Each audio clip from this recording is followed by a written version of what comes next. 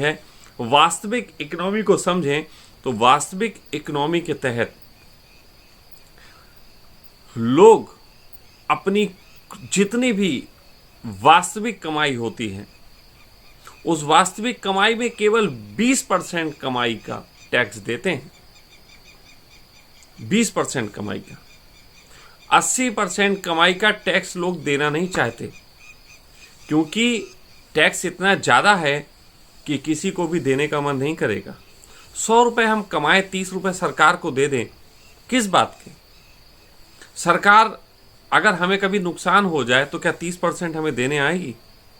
नहीं, सरकार वो देने नहीं आएगी। तो कुल मिला के बात यह है कि सरकार का ये टैक्स ज़्यादा रखना ये गलत नीति के तहत आता है। सरकार को याद रखना चाहिए, भारतीय संस्कृति के तहत चाणक्य से बड़े कोई ज्ञानी नहीं हुए। इकोनॉमी पे जो चाणक्य ने बोला है, चाणक्य के अनुसार जब जब सरकार जनता पे अत्यधिक टैक्स लगाती है, मंत्री भ्रष्ट हो जाते हैं। इसलिए जनता पे कर का कम से कम बोझ होना चाहिए। चाणक्य के अनुसार जो मंदिर होते हैं, मंदिरों में चढ़ावे को सरकार राजस्व वसूली की तरह अपने पास रखे। क्या सरकार ऐसा करेगी? दूसरी चीज, मैं आपको कुछ छोटे से आंकड़े देना चाहता हूं, सरकार को उससे थोड़ा सा फायदा हो सकता है। सरकार के पास मैंने एक पहले भी आंकड़ा दिया था, इस चीज को थोड़ा सा हम सब समझ लें। सरकार के पास 1 करोड़ लगभग बसें हैं जो पूरे हिंदुस्तान में चलती हैं, परिवहन निगम। एक बस पे 2 आदमी तो आपके एम्प्लॉय हैं, 2 आदमी कंडक्टर और ड्राइवर।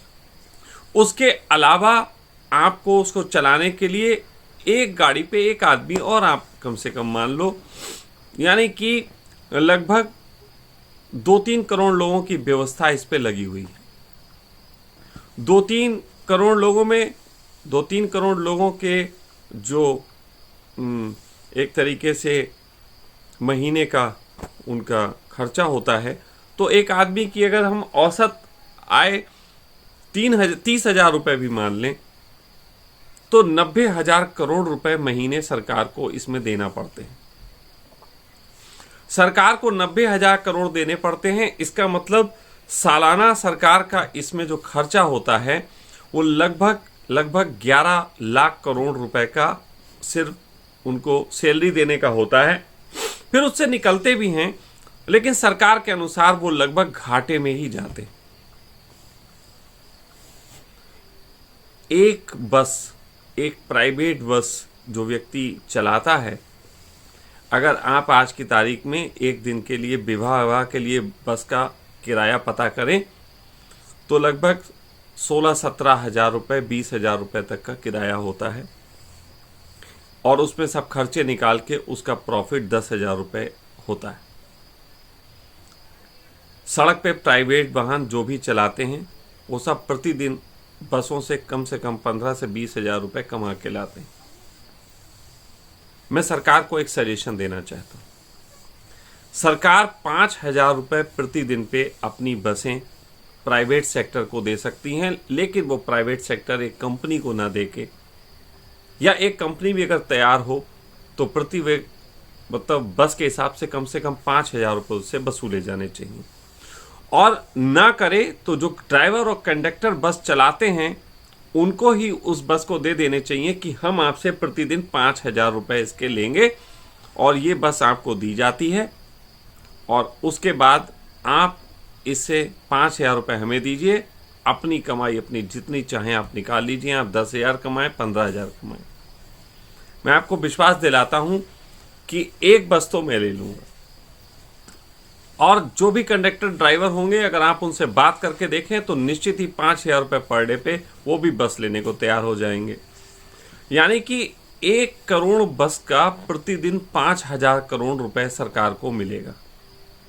5,000 रुपये के हिसाब से सीधा हिसाब, 1 करोड़ बस 5,000 के हिसाब से 5,000 करोड़ रुपए महीने में। ये जाके लगभग 30, अगर हम 365 दिन का साल का निकालें तो लगभग ये 18 लाख करोड़ रुपए होता है।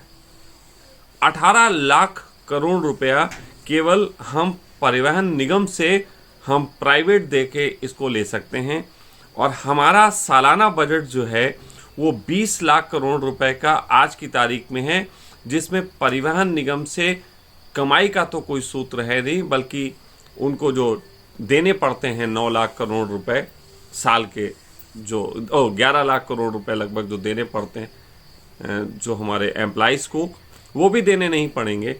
और वो भी बचत अगर जोड़ी जाए, उससे न्यूनतम बचत जोड़ लो, तो सरकार का जितना सालाना खर्च होता है वो केवल और केवल, अभी तो मैं और की बात ही नहीं की, केवल और केवल परिवहन निगम से सरकार का पूरा खर्चा निकल सकता है साल का, देश चलाने का, और पूरे इंडिया को टैक्स फ्री किया जा सकता है।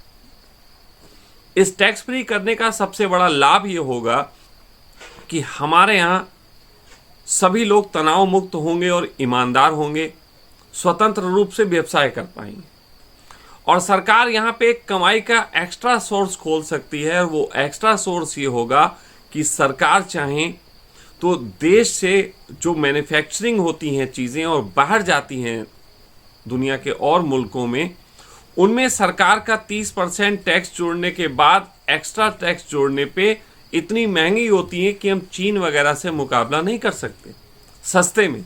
तो यदि 30% हम अपना टैक्स कम कर दें और केवल एक्सपोर्ट के जो टैक्सेस होते हैं हम वो रखें, तो हम दुनिया के किसी भी मुल्क में अपने सामान को चीन से भी सस्ता दे सकते हैं, और ऐसी स्थिति में हम बहुत ज़्यादा आगे, बहुत कम समय में हम चीन से निकल सकते हैं।